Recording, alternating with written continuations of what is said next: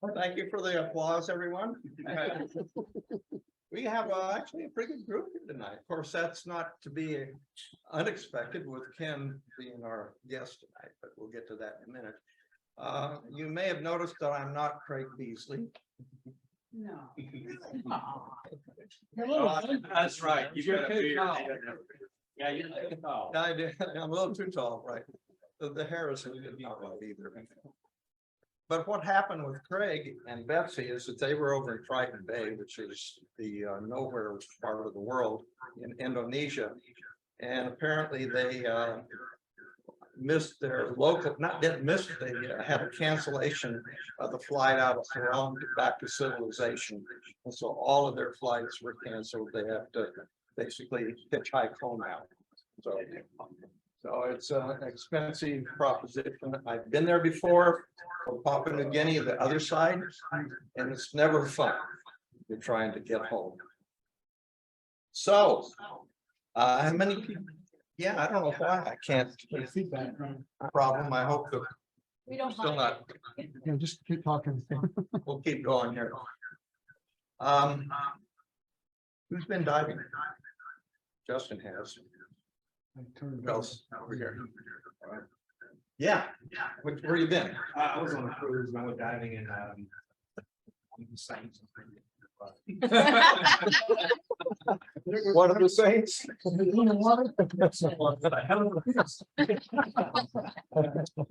But I bought a big camera rig for my group.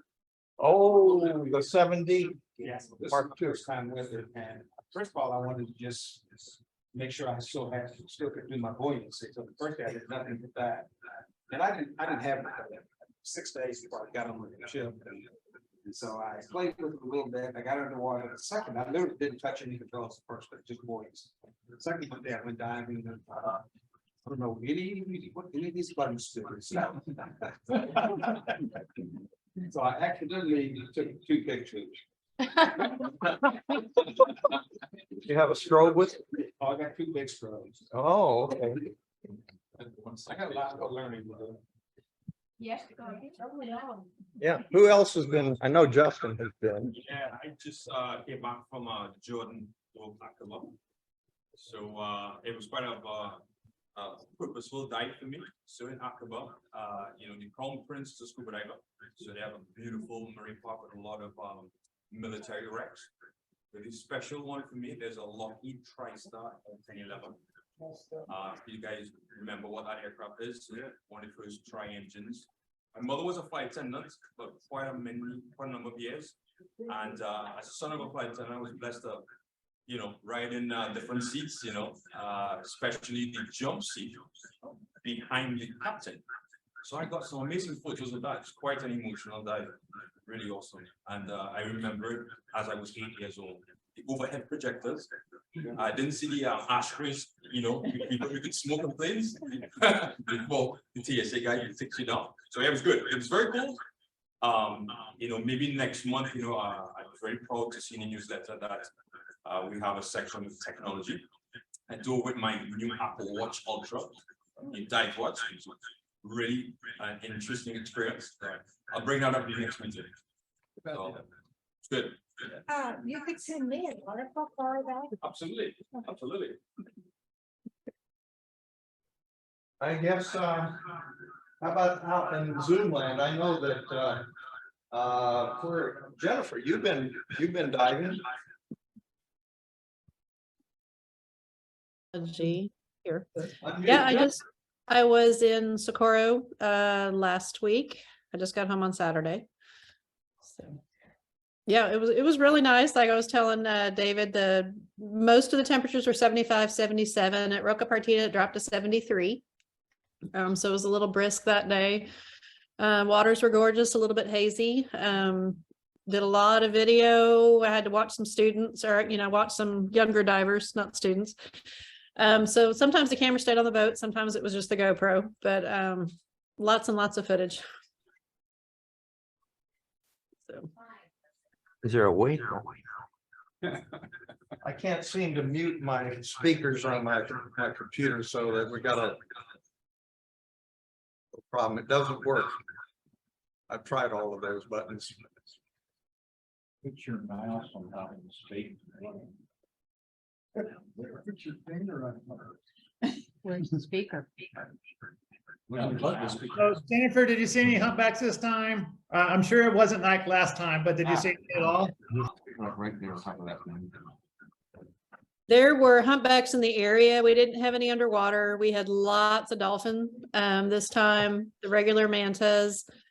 The humpbacks were much closer. I'm taking another group back down there on March 17th, and they have high hopes for that time. So we'll see. Yeah. Okay, who else has been diving? Anybody? Okay. You want to talk a little bit about Bon Air? Sure. Okay.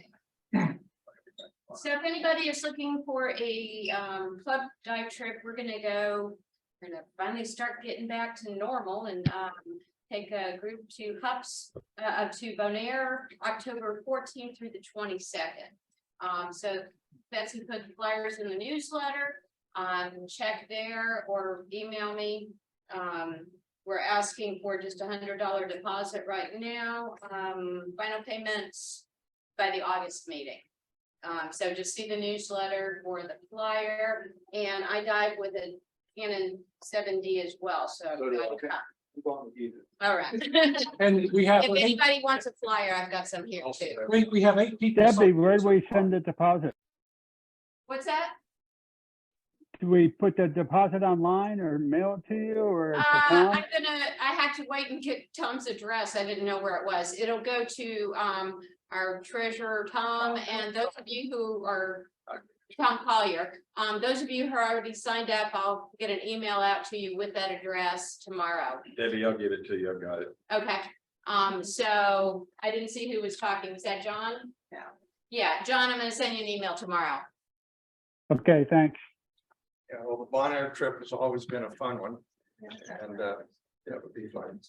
So do we have any other announcements right now? I know Frank, maybe, why don't we start with the video first? Sounds good. Okay, let me turn off the lights.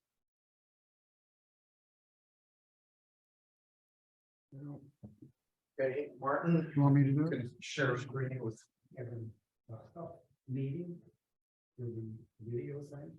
There's Betsy and Craig are stuck in Indonesia, they can't sell their flights.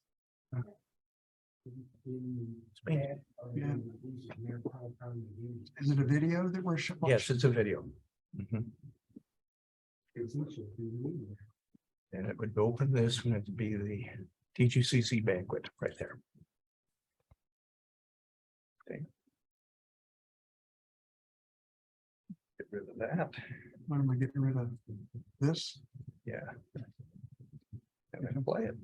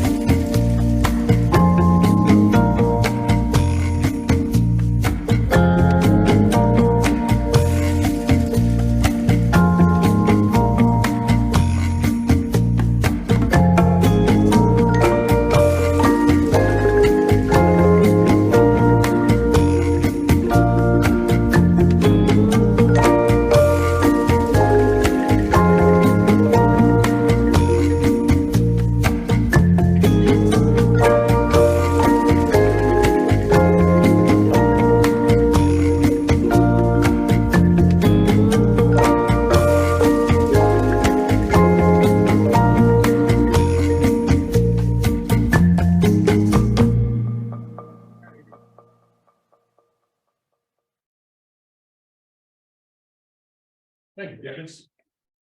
That was from the council banquet. And we still have some things left over from the banquet. This is second attempt to present the Beasleys with their award. They won the TGC Member of the Year, and Betsy is the Neptune Award for the basically it's supporting the events that the council feels is really important to the community, such as HUPS and the events. Along with that, the council again is offering a $500 scholarship and the applications are available through the newsletter. But it runs through June 30th. We're looking for either a member of a member club, one of their children, or one of their grandchildren. So it's anyone that meets that criteria needs to pick up an application. And we did not actually award it last year because we actually had no applicants. So which is unusual. It's about roughly 30 years of running the contest. That has occurred several times, but normally we do not have that occur. In addition to that, I'd like to mention that we introduced at the banquet the concept of a diver's charity. And what we are looking to put together is something for the members who stay with the clubs. Whereas a lot of people, they go in, they come out, it's not for them. But those that the dive community is for, we realize that they join for camaraderie and common interest. And they look forward to learning from each other. So we're looking to do one step further and try to do things as a group that we couldn't do individually. And that means like pooling resources, attracting additional funds, targeting donations, such as the scholarship program would be one of the ones that we'd probably kick over to that. Do Sea Camp again, which is another major program that we used to do long while back. We ran out of funds. Had to do this before. But that also allows us to receive tax incentives, gather recognition and visibility as a group. What we're looking for right now are 100 supporters. I guess it'll. Our feeling is that we assume that there would be an interest in the dive community for that. And based on other factors, we did not see that. So what we are looking for is 100 people that are willing to commit to this organization. We're basically saying $15 is the initial commitment. And with a plan that for the next, let's say 5-6 years, be $20 a year. What that means is we're trying to set it up, and if we get 100, we will probably go forward with it. We are meeting, and we'll be meeting to discuss options there. And then it's not just having a 501c3 that's important. And what we've learned in researching it over the past couple of years, we probably could get one. Difficulty is holding on to it and not having it boomerang back on us. And all of a sudden find out that people that contributed figuring they could be a tax deduction. Well, that didn't come to pass. But in order to do that, we have to be a community organization. And the 100 we're looking for is the beginning of that community. They're the ones who basically support it. They're the ones who are going to advertise it and see how it could grow. Okay, that's what's going on. I do have forms that you need to fill out if you're interested in. If that is something you could support. And basically it says that you donated $15. You believe in this and you're hopeful that it can go forward. And if it does not go forward, the $15 simply goes to the TGCC scholarship program, which I just covered initially. Thank you. And I have, if you're interested, to see me later. What I would like to do now is we have some other things in the program, but I don't want to cut Ken short because he always has a lot of really quality stuff to offer. Of course, we all know Ken from Sea Space days and from his handling of many of our trips through Island Dreams.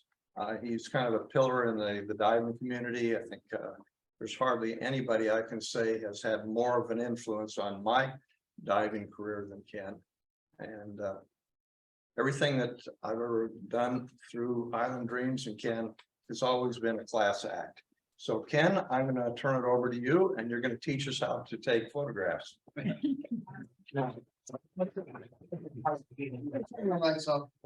Hello, everybody. My name's Ken, and I remember when sex was safe and diving was dangerous. I go that far back. Let's go ahead and put my show up, please. My topic today is improving our underwater photography, and I'm not saying your underwater photography because I'm still learning and trying to improve. I've been shooting for more than 40 years underwater photography. My first camera was a Mykonos 2 with an intermittently sticking shutter, and it would mostly fire good. But if you got a really good picture and the fish was right inside the little extension tube, it would only give you 7/8 of the frame that time. So had a Mykonos, some Mykonos 3s. I flooded a couple of Mykonos 5, the last one with a nice 15mm lens on it. And then fortunately moved along to digital photography. So I'd like to share in 40 minutes or less what I've learned in 40 years or more of shooting. And let's see if we can advance our slides. That would be a really nice thing. I'll go ahead. Next slide, please. I'm trying. Okay. Let me stand on the other side. Would that help? Well, I don't know why it's not doing anything here.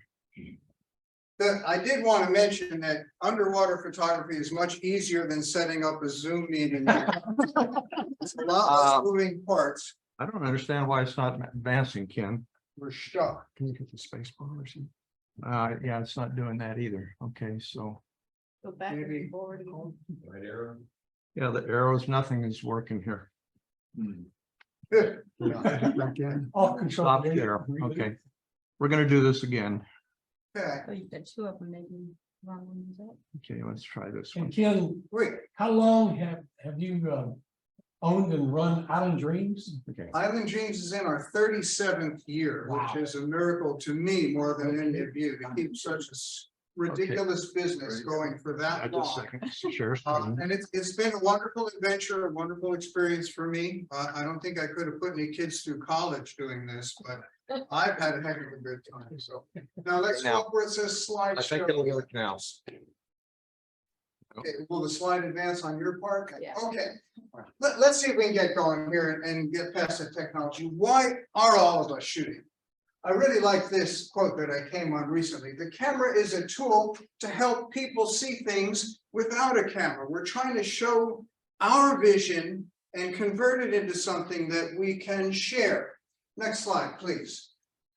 I made this particular picture while working with Jules Verne and Captain Nemo. That's the feeling I get from this. This happens to be Truck Lagoon. This is part of a wreck covered, but this is the feeling that I'm trying to share in my photography is what it's like to be in the water. Next slide. Next slide. Yeah. Beautiful gun. Look at this. How life changes. All of this living history. Next slide. Again, this is a gun on the side of a ship. Onward. And of course, the experience of diving with the fishes, with the sharks. This is what I'm trying to share. And you need to think about what you are doing with your photography. The Bureks made a wonderful career out of shooting pictorial images, specific images of fish, looking to identify them. Some of other you, maybe you're trying to do artistic stuff, working with Snoop, working with colorization and things. You want to think about what you're doing and what you're trying to accomplish. Let's go on. Okay, I have to do this very quickly. You must be, you really made the point yourself. You've got to be solid, super strong diver before you start fooling with the rest of this. And two things came up. You go one slide on next, because we have a pretty picture of two perfectly kitted out divers, but two things came out in undercurrent that I read today. Two interesting diving accidents I want to discuss with you. One, both happened in Cozumel. One, a snorkeler, woman gets tired in the water, goes back to the boat, starts to get onto the ladder. She hears music playing. The captain's looking the other way, puts the boat in reverse, and the propellers tore up the whole front of her body. It sounds like she survived, but a $70,000 hospital bill that they're trying to get the money for. They didn't have insurance. Right, no insurance. This happens a lot. Accidents on the surface are probably more common than anything else in decompression sickness. So all of you think about, be very, very careful on the surface. When you surface away from the boat, be sure the boat sees you before you get any place near it. It's a terrible accident, but it's all too common. The other one, a fatality in Cozumel. A man was caught in a down current. They said he and his wife and the guide were all there on the surface. Just one man gets swept down and never comes back. Have any of you ever been in a down current? Same place. Yeah. Same Well, place. Cozumel's a pretty common, especially the spring is a common time. because Santa the Rosa. water is turning over. The temperature is turning over. I did one in Raja Ampat. I did it on purpose. We're swimming up right along the side of the reef and I could see what was happening. Well, I want to go see what happens. I was down to 250 feet as quick as you could say it. And then I'm filling my BC and kicking like can be, and my bubbles are going down past me. If you are aware of what's happening and you're prepared to be at 250 feet, maybe you'll survive. If not, you don't come back like this guy. So I just want you to be aware of everything else that's happening in this sport before you pick up the camera. Let's move along.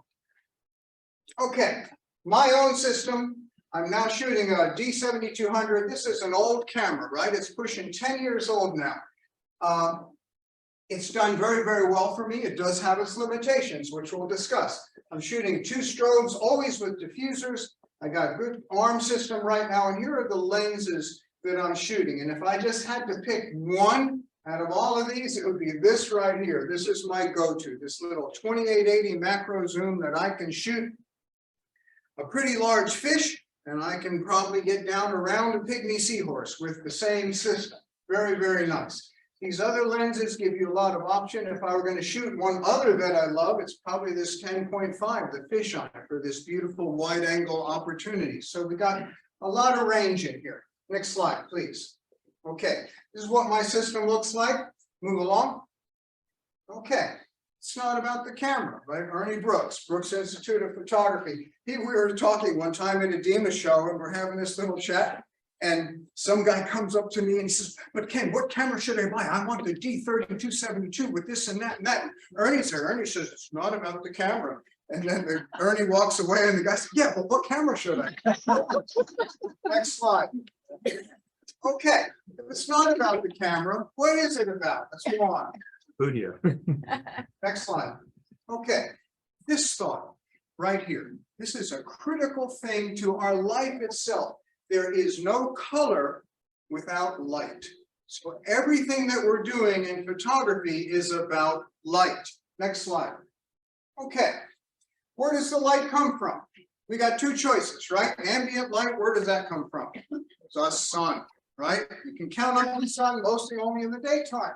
And then our supplemental light are our strobes. So my personal preference is balancing for blue water. I'm trying to show people what it looks like to be in the ocean with a whale shark. That blue water is what the ocean looks like to me, not black. I don't bother with snoop and this and that. I want to see what the ocean looks like.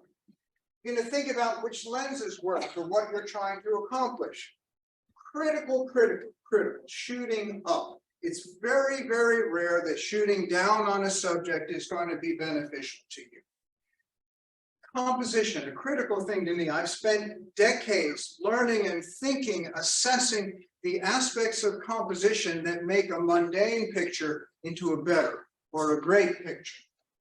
Understanding the interactions of the animals that we're trying to get close to. If you don't know what they're thinking or how they're going to react, you're going to have a very difficult time getting close enough. Next slide. Okay, the effect of depth on our exposures. If you're shooting 20, 30 feet of water in the Bahamas over white sand and beautiful blue water and dolphins are swimming by, well, you're having a very good day. But if you're down at 100 feet on a cloudy day in poor visibility, you're going to have a much different experience that we need to begin to understand these and deal with them. We're going to talk about getting close. We're going to talk about how to approach this marine life. Telling some sort of a story with your image. If it's a story about how animals interact, if it's a story about how they live, how they reproduce, I'm trying to accomplish these things. This is one I really stick with, the continuity of effort, by which I mean set up one system, stick with it, and shoot it, at least for 2 or 3 days. Don't be switching lenses and I'm wide angle here and I'm over here. You're going to flood more frequently, and you're never going to get dialed in.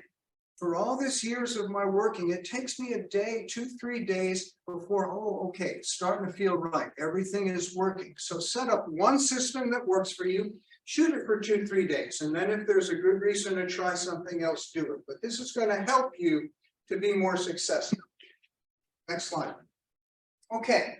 I like to talk about balancing for blue water. I learned this from James Watt. Unfortunately, this professional photographer, he's passed away now. I learned from him, even in macro images, you can include blue water. Right here, I'm very, very close. I'm shooting at a very small aperture, but I still managed to balance to put that blue water in a macro picture. Remember that strobes only light the foreground. The strobes don't push past maybe 3 feet, 3-4 feet in the water. So don't count on your strobes to do the job. Count on balancing the natural light with your artificial supplemental light. Again, upward angle, and if there's sun in the picture, where do you want the sun to be? In general, behind you, over your shoulder if possible, maybe at an angle if there's something artistic happening. But if you're shooting into the sun, be it topside or underwater, you're gonna get a washed out picture most of the time. Move along. Okay, just a few little images showing what I'm trying to accomplish, balancing for water. And to me, this is glorious. This color is what the ocean looks like. This is Turnip Island Resort out in Belize, beautiful blue water. Move along. Even down inside a wreck, I'm balancing for blue. Move along. Obviously, something like this, it really shows what the experience is going to be. Next slide. Even in a macro shot up close, I'm still trying to have, instead of black back here, I'm trying to add, it's a complementary color is what this blue turns out to be. Next. And even in macro shots, I'm intentionally working with my system to have enough ambient light, which means I'm opening my aperture enough to have ambient light and then adjusting the strobes to provide just enough light to the foreground without burning it out. Next slide.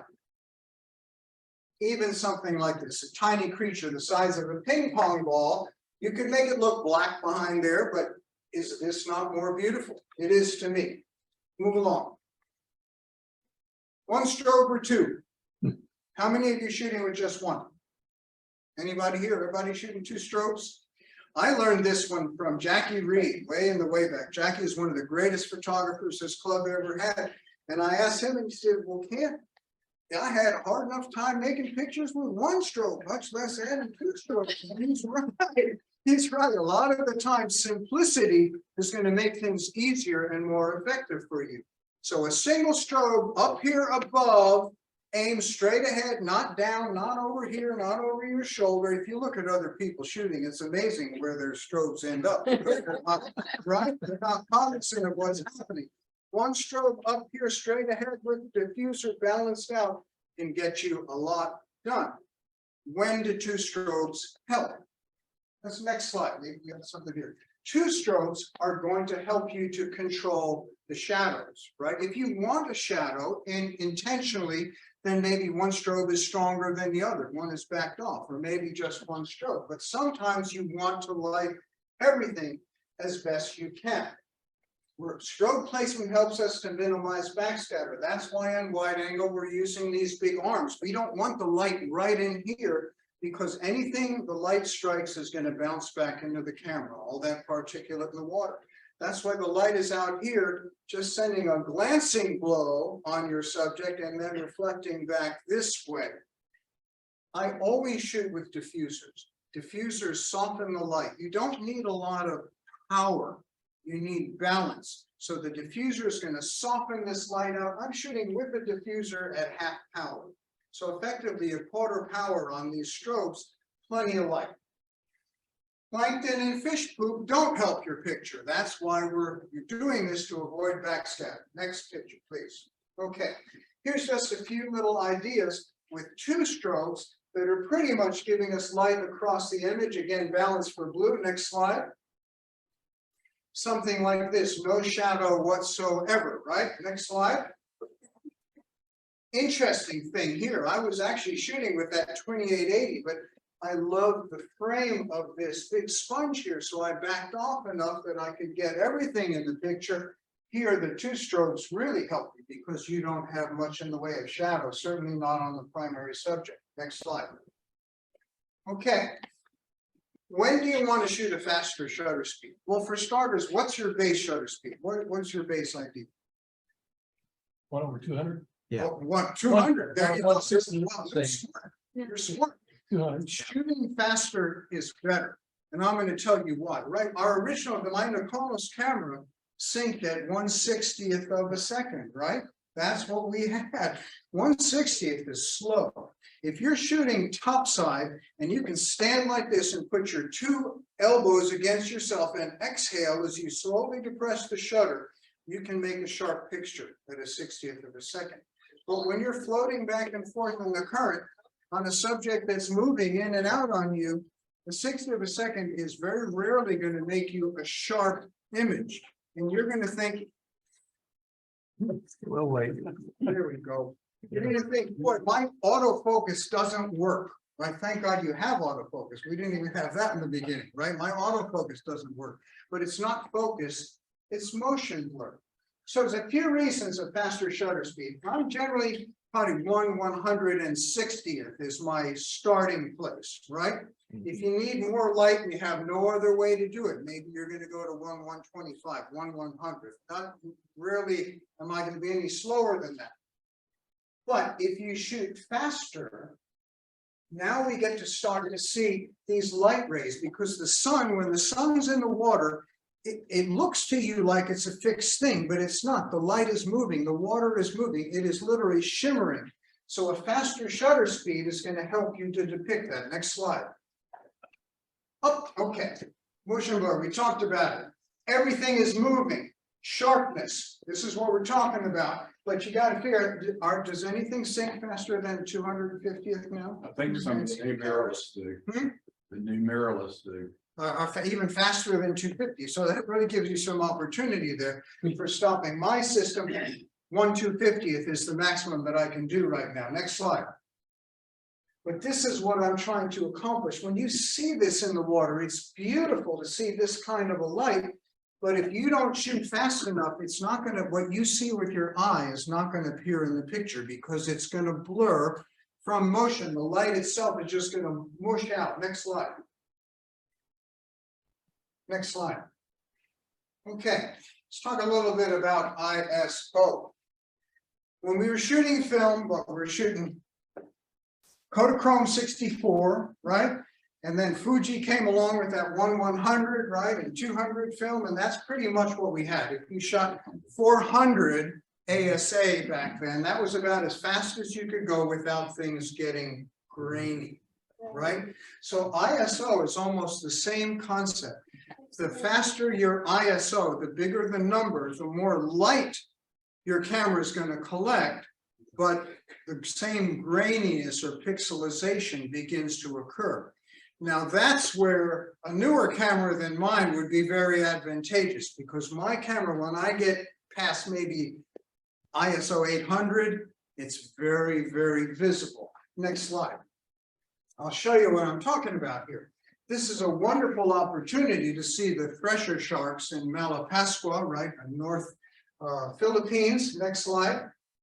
But they don't come very close. You're down at 100 feet. It's dark. It's just above dawn, like 7:01 a.m. So I had to shoot at a faster shutter, a faster ISO, a bigger ISO to get in more light. But what I lost was sharpness in the picture. One more. I captured the motion. I got my composition. I got what I wanted, but I lost a lot because my camera didn't have the ability to shoot at a faster ISO. The new cameras do much, much better than this. Next picture. Okay, let's think a little bit about this real quick. When we were shooting film, I believe we were better to be underexposed, because if we were too hot, that picture was wrecked. You couldn't fix it in Photoshop or anything else. It was blown out. In digital, you tell me what you think, but it seems to be that you're a little bit better if you're a little on the hot side, if you have, if you're forced into one situation and other. If you're hot, you can dial it back and make a good looking image in Photoshop or your editing software. But if you are underexposed, when you try to open it up, it adds that same noise into the picture. So just something to think about.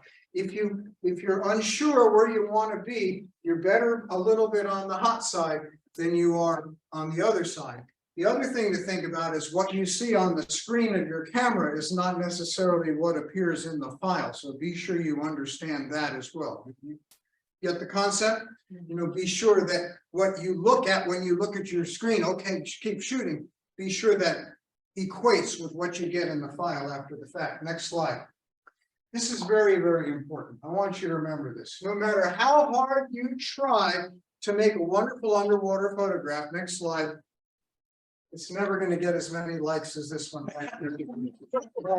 Next slide. Or this one right here. I couldn't decide. Next slide. We could go on, but I'm not going to do that to you. Let's continue, please. Okay. I almost wanted to start my program with this, right? We always follow the camera and 1 over 200,000 and this and that. If you can't get to your subjects, it doesn't matter how many tens of thousands of dollars you invested in your camera system, you're not going to get any pictures. The critical, how do we get to these shy things? For starters, I'm always looking, in addition to what I might be working here, I'm looking down the reef. What's happening? Did a fish just duck down inside a sponge, or is something happening over here? I'm looking ahead carefully. Anything that you approach, you can't just go barging in. Some people just put up their pictures of the tails of fishes running away from them, and they're very proud of them, justly so. But if I had any pictures like that, I wouldn't put them in my program here today, okay? So this very slow approach, avoiding eye contact until you absolutely must, because they're watching you. It's amazing. I'll see a picture in a school of fishes. I'll take a school of fish, and there might be 200 fish in there, and every one of them is looking directly at me, because that's how you survive in their world, right? My buddy Kenny Cruz said, everybody is somebody's lunch, and that's what's happening underwater. So you don't want to look like the predator. Take your time. Some of my favorite images might have taken me 20 minutes to get close enough before I fired the first time. Some people are very excited about that shutter button, right? That's not what it's about. That's the end of the entire process, is pushing the shutter. Sometimes you only get one shot, right? Some animals, that flash goes and boom, they're out of there. So go slow, slow until you feel you're close enough to make a great picture, instead of just capturing something much, much less. After all of that, yes, we want eye contact on our pictures. We'll show that. Let's go on. Okay, just a few little ideas. These are actually difficult little guys to get close to. I take my time. I move slowly. Everything that we discussed there. Next picture. You could spend all day shooting these, and I do spend all day trying to get these guys, right? You maybe make 100 images and get one good one, but boy, is it worth it when it happens. Next slide. Okay, something like this. This is one of these. He's just passing in the water column. I'm passing down. I got one shot. Boom, I got him. Let's go on. I remember making this picture. This is just Cozumel, because way down the reef, I saw this beautiful angel, and the prettier the fish is, the harder they are to get close to, right? Seems to be that. I watched from 30 feet down the reef. He was ducking along. He ducked down inside this big barrel sponge. I said, okay, I got you now. So I snuck up as close as I possibly could get, and he came out, and bam, I got one shot. I was stalking. I was looking ahead and finding a way to get a difficult animal in the right place. Next slide. Okay, sometimes like this, I moved very, very slowly. I spent 5-10 minutes getting in here, and then I got all the shots I wanted of the cleaner fish and this beautiful grouper because it wasn't afraid of me at that point. I gained its trust. Next picture. Okay, here's another one. This is a beautiful, one of the prettiest fish in the Caribbean. They are difficult to get, but boy, it's worth it. So take your time, approach slowly, get in close enough that you can really capture the beauty of this is, and then get the composition and everything else that you want to make it work. Next slide. Or if fish are too tough, get your dive buddy to stay in one place and practice that, okay? Eva is about as hard as any of the fish because she's good for about 2 pictures and then screw you, she's out. Let's go on. Okay, my pet peeves in underwater photography: harassing the marine life, cutting off parts of this subject in any photography, topside or underwater, shooting down. I wanted to put in a picture of why it was wrong to shoot down, and I don't have any of them. If I took them, I deleted them right away, okay?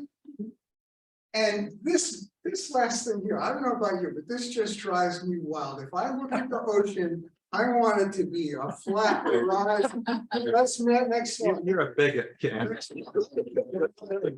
what I'm talking about. Look at this diver harassing a great white shark. Next one. You don't want to cut off the pieces of anybody. Friends, they showed the beautiful. I gathered the bosoms in the picture, but he cut off her hand and her foot and something else. What are they looking at? Next slide. Okay, this would have been a really great picture, but I cut off a piece of the animal. This is what I'm talking about. This is not a great picture. Everything else was happening, but this is what you're trying to avoid. How do we avoid it? We get farther away. We shoot at the correct time rather than too soon, too late. Next slide. Or you fix it in Photoshop.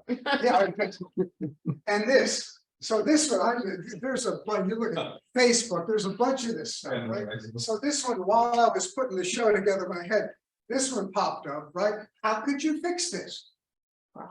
You can't move the ocean, move the camera. One more.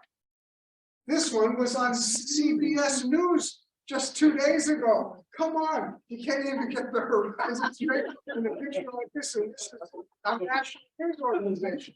I'm sure somebody sent it in for me, but come on, people. This is what I'm talking about. Next slide. Okay, shooting down. I told you I didn't have a bad picture of shooting down. This is one instance when maybe it's worth it, but most of the time it's not. It's my pleasure to help to judge the photo competition here. So many of the beginning and the intermediate pictures are shooting down. It just doesn't work. Down is dark, up is light, up is bright. A tiny little animal shooting down becomes minuscule. A tiny animal shooting up becomes magnificent. Next picture. Down to eye level. Instead of shooting down, this is a flounder. A flounder lives on the bottom. You can shoot them like that all day. What are you going to get? What do you got here? The mouth, the eye, the beauty of the texture. Next picture. Oops. Wait a minute. Back up one just for the heck of it. Something like this, when you have the opportunity to get down under, get to eye level. Again, balanced food, water. Next picture. Okay, if I can get under a nudibranch and I can see his teeth parts, then I think I'm starting to get where I want to be. This is what I'm talking about getting low and shooting up. Next slide. Okay, again, something like this. And you know, these guys are kind of hard to approach. You gotta learn them. They almost step back. Similar species of animals almost have the same safety distance before they're going to move. And this is something you learn over time, over years, by approaching animals. They know how fast they can swim, and they know how fast their predators can swim. Some guys will let you get close, some not. So this took some time. The little cleaner fish certainly helped to give us some contrasting color, but look what the upward angle does to a fish that's 8-10 inches long. Next slide. Going right down my The importance of getting close, right? This is a very famous quote by a war photographer. Let's go on. Water is an impediment to underwater photography. It's a requirement because you wouldn't be underwater otherwise, but why is it an impediment? Is water crystal clear? Is it gin clear? Is it vodka clear? It's none of those things. It's full of particulate. It's full of motion and animals and light and things happening. So the less water between your lens and your subject, the better your picture is going to be. Sometimes you don't have a choice. With those thresher sharks, I couldn't get within 10 feet of them because that was their safety distance. But other creatures, when you take the time to get closer, you're going to get a better image. So you concentrate on that. I'm trying to give you things to have in your mind. When you jump in the water with that camera, everything is done. You finally made it through all the flights and all the confusion. You're in Raja Ampat, you're on the boat, you're geared up, you jump in. This is what you want to get on your head if you're going to make good pictures. Let's go on. Okay, here's an example. I'm too far away. How do you make that picture better? Next slide. Much better. The light is better. Everything about this makes a better image because I waited to get closer. Let's move on. Can you get too close? Next slide. This guy was bumping my fork. I was literally having to fend him off like this, but I was making the picture while I was at it. Okay? Wasn't too close. It was just about right. Next slide. Is that too close? I literally. Some of you, were any of you on the boat with me today? It took me about 20-25 minutes of careful stalking in 4 feet of water to get close enough to this saltwater crocodile to make a picture like that. It was afraid of me. I literally working to get close enough. I'd say that's not too close, it's just about right. Next slide. But you didn't come back alive, did you? Was that Can you get too close? Nah. Next is slide. that a next one? Okay. Except for a few exceptions, really, except you do not want to get too close to crown of thorns starfish, and even worse. Next slide. They're the most dangerous fish in the sea. Any of you been there when they're guarding their nest? Yeah. They will swim 30 feet up off the bottom to bite you, right? Yeah, they bite you. I had take a piece out of my fin there. Serious. That's why you have a dive buddy at all times. You get them out in front of them. Next, okay, here we go. Last thing I want to talk about in trying to make a better picture. Better than a picture of the tail is this eye contact with your subject. This is what I'm striving for. Rules of composition you can study another day, but look at the line here, what this does, contrasting colors here, my angle moving in, you have a feel of the personality of this animal. You're seeing it eye to eye. Next picture. Down, shooting up. Balancing the water, maybe a little hot back here, but it kind of worked in this case, right? Against the colors of this animal. Next picture. We have 4 judges and can't. Eye to eye, eye to eye. Anytime you can accomplish this sort of picture rather than shooting down, shooting whatever, you're going to do better thinking about and striving for eye contact. Next picture. Something like this, and these are fun subjects to work on, right? You could spend a whole dive shooting this guy to get 1 or 2 really nice images, but boy, it's worth it. Next slide. Okay, eye level. You took a simple little animal and make him look powerful. Next picture. Okay, put it all together.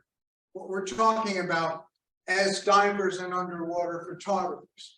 You get everything else figured out and dialed in by practice, right? You get your diving skills right. You understand your camera system.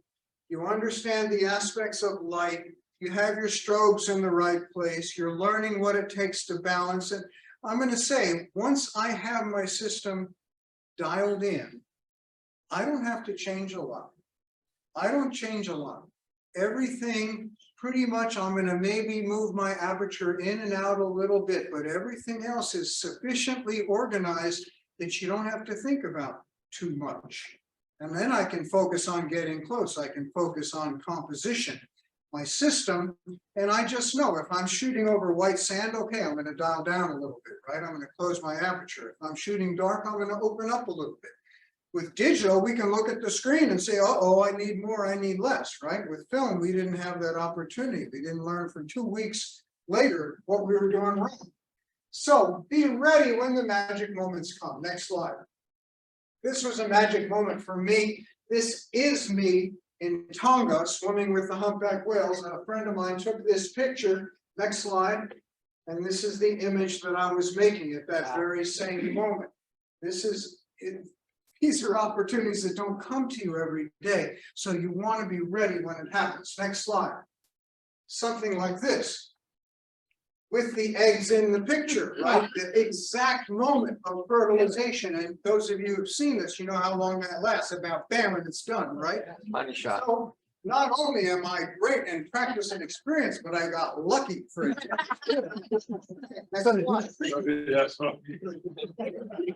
Something like this, a simpler setup in many ways, but it just, to me, it was beautiful. This is my wife, and she told me she wanted to dive with sea lions. I said, okay, honey, how many do you want? And we just went to Sea of Cortez and had a wonderful opportunity. But this huge school of fishes, color on her, the upward angle, the balance of blue, the composition that you've got motion happening in this picture. I could do you a whole program on composition, but you can read the book about that. Next slide. Or something like this, just being there in the moment to capture what it, how many of you have dived with sea lions? It's a glorious experience. They're beautiful animals when they're curious, and when the bull comes and gets in your face and barks at you, it's like in a cartoon, right? The bubbles come out and he's saying, whoa, these are my babes over here, right? And then the cows come in and they look up and down and they, well, he looks okay. And then they let the calves come in and play with you. This is a glorious experience. Next slide. Oh no, what did I do wrong? Next slide. What's wrong with that picture? I cut their fins off. It's darn good at all. I cut their fins off, right? I'll do better next time. Next slide. Okay, I did do better next time. This one, these little guys, they were playing up near the surface, zooming around, and we were way down low. So I said, I'm going to get into this. I'm super slow. Floated myself up. I'm probably in 6 feet of water here. And bam, this opportunity did not last very long, but I got it. Next slide. I got it again before he was gone. Next slide. Next slide. Next slide. Okay. That's what I'm talking about, of us trying to become better photographers. Surprisingly, what you can learn by reading the manual that came with the camera, right? You don't have to look at the little book. You can download it now and have it on your laptop or on your tablet. There's a lot of information there that's going to help you. I guarantee there's still buttons on my D7200. I don't know how to work. And if I had to shoot a video with that, I'd have to go look in the book because it's not what I do. But the buttons that I need and I know how to work. The study of composition. This makes all the difference in the world between an ordinary picture and a beautiful picture, an artistic picture, something that has motion and flow and contrast. How do you learn about composition? Who spends more money on photography than advertising? Look what they do. Look how they capture your eye. Better yet, go to an art museum and see the things that happen. And every image that you look at, begin to assess it and understand it, or try to comprehend it from what composition did to make that a better picture. And finally, you got to get out and shoot. If you have a new camera system, and I saw him selling that, you got a great deal on a great system, and everything in one place, nice. But if I were you, I would take that camera topside. Go to the zoo. Go, any place you can go out and shoot, learn what the buttons are, and then figure out the ones that you need in the water. Practice. Practice is what does it for all of us. This is a joyful experience. We want to survive the down currents. We want to stay away from the propellers and have a beautiful time. So next slide. Next slide.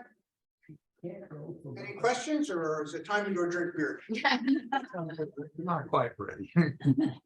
Okay, thank you very much. I'm gonna be the brave one, okay? Awesome, yeah, awesome, awesome. You have my attention. I didn't even look at Facebook. So, recently I've been shooting with constant light instead of my strobes. So I will have my strobes on and with a triple clamp. I'm seeing a whole different world with just Yes, my big blue lights. with ambient, yeah. It's the best light ever. That's, talk about godlight, that's it, right? That's it. Yeah. I did an entire dive and did not fire my strobe. So how do you feel about constant light? I think that's really, I think it's very brilliant and very helpful for you to be doing that, because once you understand that and how to use that light, then even the times when you must add, if you're deeper, right, or something, you're never going to get those reds and, without this little bit of supplemental light. But it's not strobe light, it's supplemental light. It's that little extra little bit that gives you the taste in the foreground. So for you, understanding ambient light and getting that dialed in and being comfortable with that, then it's just a tad of strobe to fill in the foreground. So very, very wise of you to think about it that way. 2 pointers with doing that with constant light, because I do the same thing. Since you're trying to stop motion down there, you need to be at a higher shutter speed. Yes. But if you're going to do a higher shutter speed, you're going to need higher ISO. Otherwise, you're not going to get the blue water. And so your sensor is everything then. Yeah. If you have a full frame sensor, you can go at 12,500 and still have good. Well, it's funny you mentioned shutter speed, because I was going to say that was my other. Wow, I could bump. I shoot a full frame Nikon D850. So I got a big sensor, right? I bumped that sucker up to like 1/500th of a second. Good. Yes. With the it was like Good. that entire wreck that I did in the plane. You'll get better images. You'll with get like- better images. Yeah, yeah. I was able to freeze, all the fish, everything, and I just went. Boom. Of course, I went to the internet and started looking up Kelvin lights and Yeah. asked Santa Claus for it, but This whole concept of sharpness, right? Yeah. And there was a period when, boy, there's something wrong with my focus. There's something wrong with this lens. My autofocus is not, it was none of that. It was motion blur. Yep. So that faster shutter speed. The is beauty what of accomplishes. the beauty of working with strobes, however, is that usually the strobes stop all the motion because it's on maybe at 1/800th of a second or something like that. Even faster. Unless you, even faster, but if you get a full dump, you might be down to 1/500th of a second. But that's still enough to stop everything dead. yeah. The strobe shoots us like 100,000th of a second or something. No, doesn't it? it's not that high. You're going for blue water, you still have that, whatever motion's lit by that light Right. will show up. Right, but the strobe flash is much more instantaneous. That's why it has to fit in the middle of this whole issue of sync, because the strobe flash is much faster than this 1/250th of a second. It's a little pop in the middle, and the camera is syncing wide enough that it can get that strobe in the middle with all of the other things going on. The strobe is very instantaneous. Yeah, you can shoot at 1/60th of a second, and if you have a strobe and is providing almost all of the light, it doesn't matter. Right, right. So it's a balancing act. Yep. And you understanding the constant light is just one part of the picture, and then you use the tools and the options that you have available for what you're trying to accomplish. Right, that picture I showed you in the beginning that looked like it was Captain Nemo walking on the bottom of the sea, right? That's one way to do it. That picture at the end of that beautiful red anemone fish, you're not going to make that without a lot of supplement. So it's just a range of subject matter and a range of background that we're dealing with, all kinds of different lighting things. I was shooting in the blue hole. And I asked the guy to say, okay, I went down to like 200 feet and I'm shooting up through those stalactites and I made it work, right? That's another whole aspect of what's going on. But that's the joy of this. And that's why we're practicing and learning that when the magic moment comes along, and you might only get one shot. Literally, when I'm approaching a new subject, I'm assessing in my mind based on previous experience, how much light do I need? Is there a lot of reflection? Is it white sand? Is it a dark, some of these red, dark red fishes, you want to open up a bunch so they light up, right? We learned this with the clownfish a while ago, those spine cheek anemone fish. We used to shoot them like everything else and they were always dark. Yep. We thought that's what they looked like. Suck light. Right, then we started, I think Bert Jones was the first showed me, he really started opening up and man, they lighted up like a Christmas tree. One other thought before I go.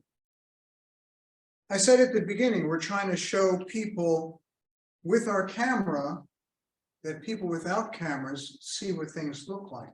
Did you know that all of these fishes, all of these beautiful things we looked at here, without light, don't look anything like that? We have learned from underwater photography what the color of an angelfish is. And when we swim up to an angelfish, your brain fills in that information. This is very true. Once you know what that animal is, your brain fills in the color even when you're not making a picture. This is what we're trying to accomplish with underwater photography. Thank you all very much. A pleasure.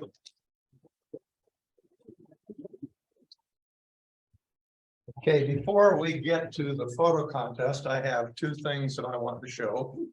One of them, I apologize to Scott because last time when we had our anything goes, I managed to leave his video. But We weren't gonna show that, were we? oh yeah, you want me to show it tonight? It's good. How about it? Okay. Dennis tried to resurrect my first attempt at video in Fiji, which was embarrassing, I will say. Well, Scott has a really fine camera and he's had it out maybe a few times. So and it doesn't happen automatically, Scott. You're going to have plenty of time to work on that. Okay.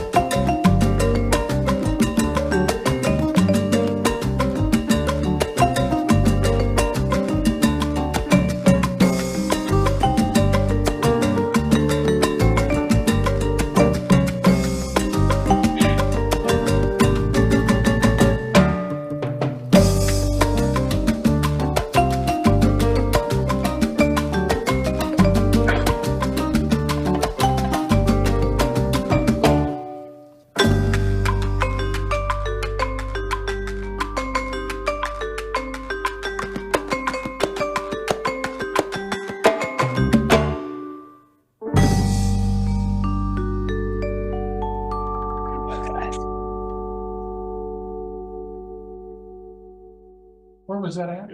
Fiji. That was Becca. That was most, yeah, in fact, yes, all those fish, all that was Benga, yes. What was inside that box?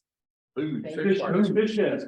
There were fish heads and they were skewering them with a long pole.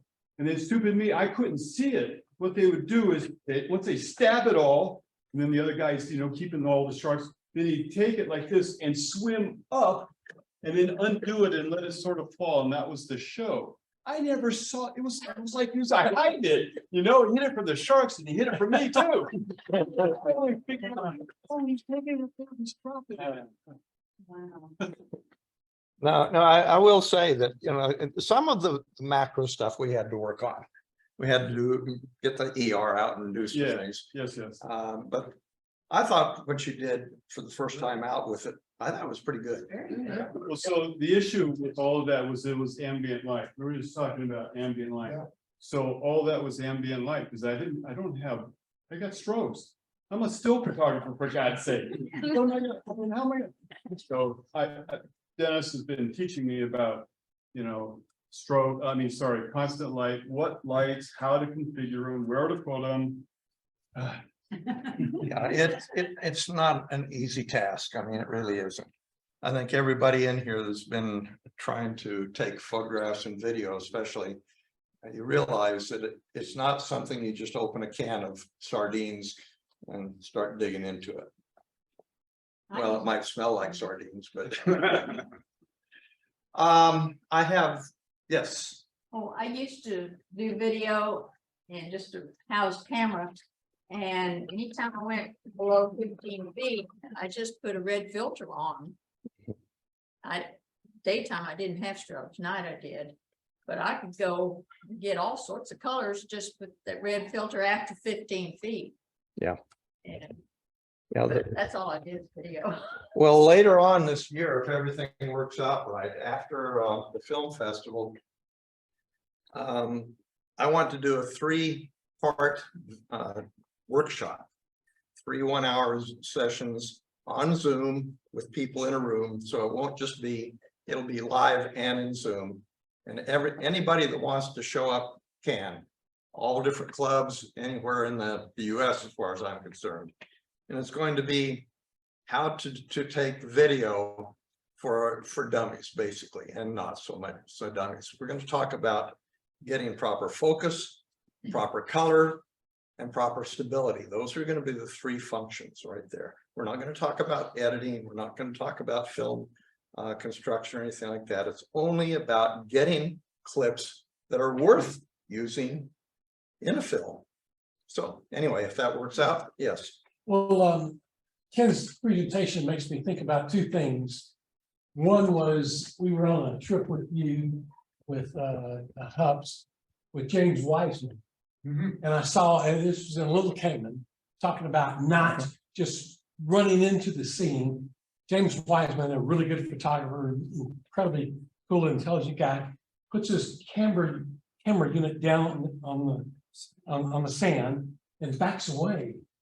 And he doesn't even approach it for like 3, 4, 5 minutes. And he lets everything come in. And then he slowly eases in and he grabs his camera unit and then he starts to take pictures. And the other thing it makes me think about is that Tom Collier one time told us that talking about knowing your gear, he said, why don't you just take your camera unit and go sit in the living room, turn all the lights off and have your camera in its housing and know where every button is and what every button does. So not ramming into a scene, and when you eventually get there, know what your gear does for you. Yeah. And I think both of those guys got that from you. And I got it from Marty Snyder. There you go. Pay me down. Okay, one more thing before we get to the photo contest. Yeah, are you about ready for it? I want to talk a little bit before we start it though about the film festival. I have a little trailer that I have adapted from last year's trailer. We haven't got the new one yet because we're still deciding which films are going to end up in the film festival. But it's going to be April 29th to 30th. So this is like the grandson of the third annual. We've had a few problems because of COVID, but as far as I know, we've had 2 really successful ones. We're getting more and more people to enter, and I think the quality continues to get better. And hopefully everybody here and everybody from around the area will show up, pay their money, see the shows. Okay.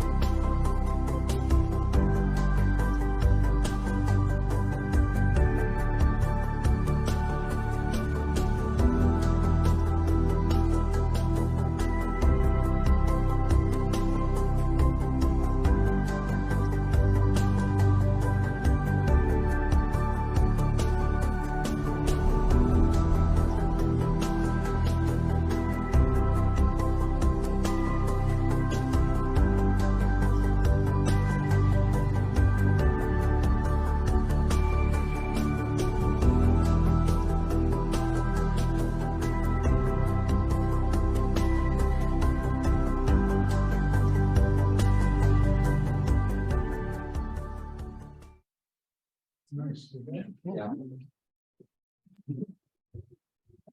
Just to repeat of some of the facts of the film festivals, the first year we had 27 countries represented. I think last year was 24.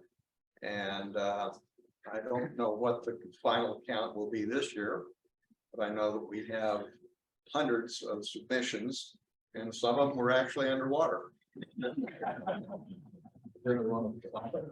We get, because we don't charge anything. We have to make our money by selling tickets, which all you guys, every one of you here should pay your money and come see it. And we have a raffle, and the raffle will have things like $500 gift certificate to iGlide. I'm talking to the Sea Life people, and we have actually a trip to Buceo Antelope, 5 days for a trip, and anything else we can get, books, equipment, services, all of that. Put your money in and we draw your name out of the hat, it's yours. So, are you ready for the contest? Yeah. I will make a comment that with this contest, it was very difficult to decide which ones were the best, because I thought it was maybe one of the best set of photographs I've seen in a long time.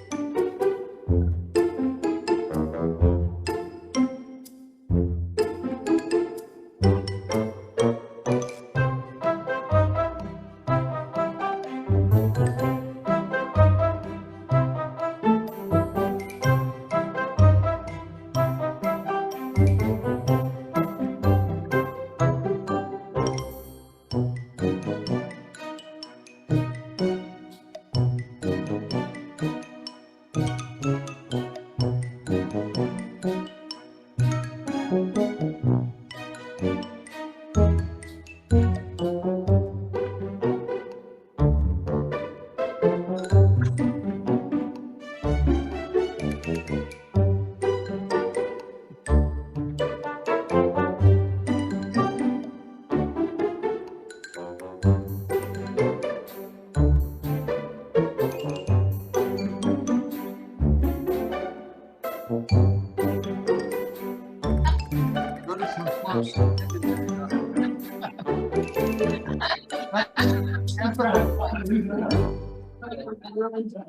need to get in between those two. Between that, let me know. I'll know the relationship. That saran shrimp. You almost never even see them. How did you get him to come out and pose for you? Don't remember. That was at Limbe Straits, and Yeah. those guys, the guides there just find so much stuff. They're almost always like way down in the crap and the gigglies and stuff like that, but that was nice. And the shrimp. I looked at that and I said, the first thing it caught my eye and I said, wow. And I said, okay, it caught my attention, now why? And I went back and looked again. And I saw all of the little skeleton shrimp. I said, that's okay. Anyway, are we done? Yeah, thank you very much. Where did we go last time for eventually? Where did we end up at? For dinner. It's in the newsletter. My cup of tea. We need to go, but I don't. Can't go to where it was when it shut down. Yeah, Doug Carlos. Yeah, probably a good thing.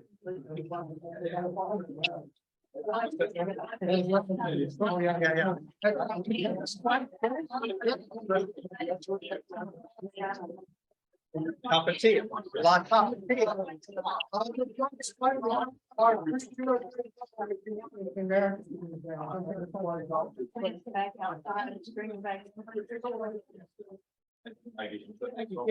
didn't see you back there. 37 years. 10 years ago, you had 40. Signing off. Good night, everybody.